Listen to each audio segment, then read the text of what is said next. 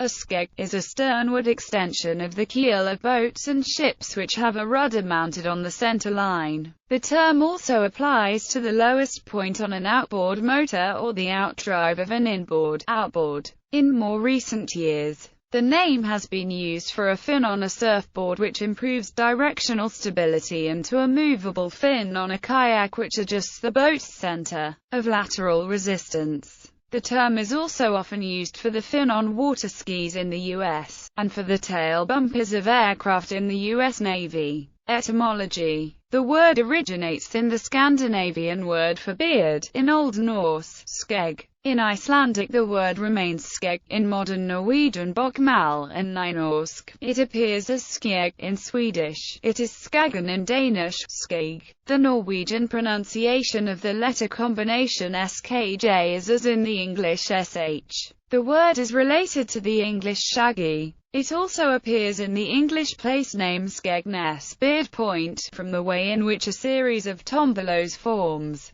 towards the nearby Gibraltar Point. Here, the English pronunciation reflects a probable Danish origin, which pronounces the sk letter combination as an English speaker would expect. In boats and ships, where a vessel's rudder is mounted on the center line, it is usual to hang it on gudgeons and pintles, the latter being upright pins and the former rings to fit round them. Together, they form a hinge. This naturally leaves a small gap between the stern post and the rudder, into which stray items like kelp and rope can catch, causing drag and threatening the security of the vessel's steering. In ships such as Mary Rose, the skeg is a very small feature, a tapered extension of the keel below the leading edge of the rudder. This somewhat beard-like sternward extension of the keel is the basic skeg. Subsequently, the lowest pintle was commonly mounted below the rudder on a metal extension of the keel. This helped further stabilize and protect the rudder, and the name skeg was transferred to it.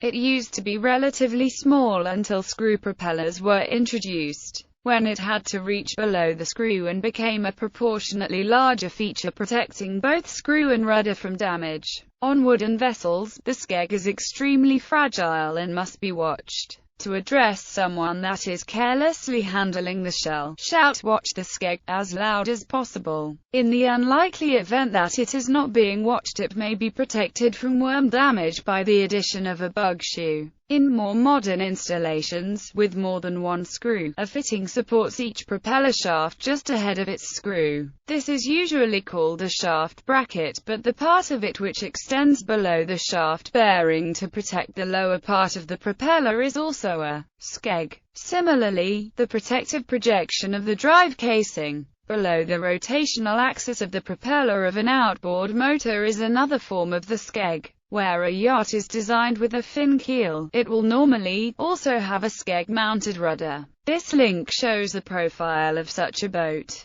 This type of skeg is pictured at the bottom of the same linked page. Surfing. In surfing, windsurfing, and kite surfing, skegs, usually known as fins, are attached toward the tail of the board to improve directional stability and control through foot steering. Fins allow the rider to control the board's direction by varying their side-to-side weight distribution. Fixed fins were introduced to surfboards by surfing pioneer Tom Blake in 1935. Around 1936, Woody Brown independently added a fixed fin to his second surfboard design, which further popularized the feature. The stability and control it allowed revolutionized the sport. Small single aluminum fins first evolved into single larger wooden, then fiberglass and carbon versions. In time, hydrodynamic improvements took place, pioneered by George Downing, who also created the first removable skeg,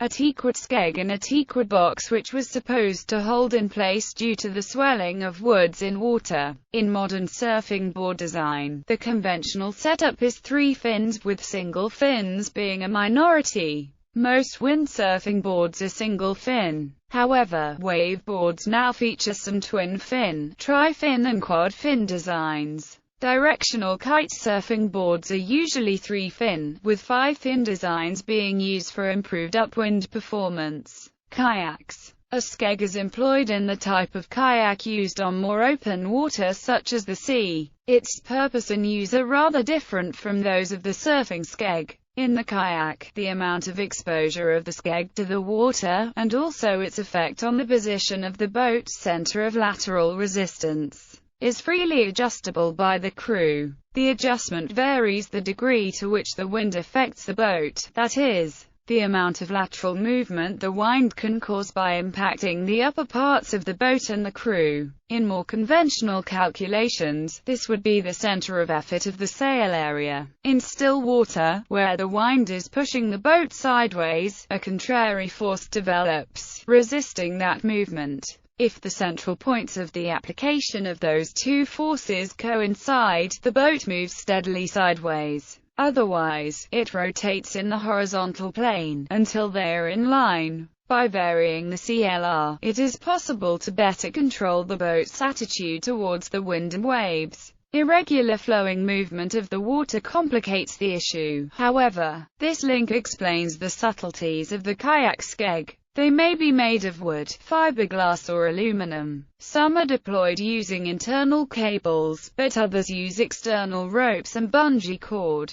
Typically, these are retractable, and they are not a rudder. If properly configured, they will not flex, and will greatly decrease and counterpitch, roll and yaw, like a centerboard on a sailboat, when the craft is moving. In that sense, the skeg acts as a lifting foil. Aircraft. American naval aviators adopted the term skeg to describe the tail bumper of an aircraft. These bumpers are needed on airplanes with tricycle landing gear because they might over-rotate on takeoff or landing, which would allow the tail or rear fuselage to strike the runway and be damaged. Skegs are usually covered with heavier gauge metal than the rest of the fuselage to better absorb impact.